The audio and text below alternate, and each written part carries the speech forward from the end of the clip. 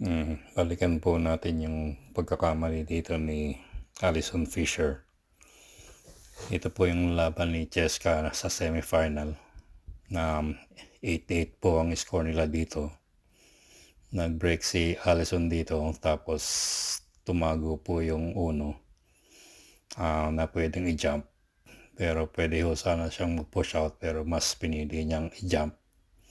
Tingnan niyo po, gagalaw yung 9 dyan. Ayun po, gumalaw ng konti.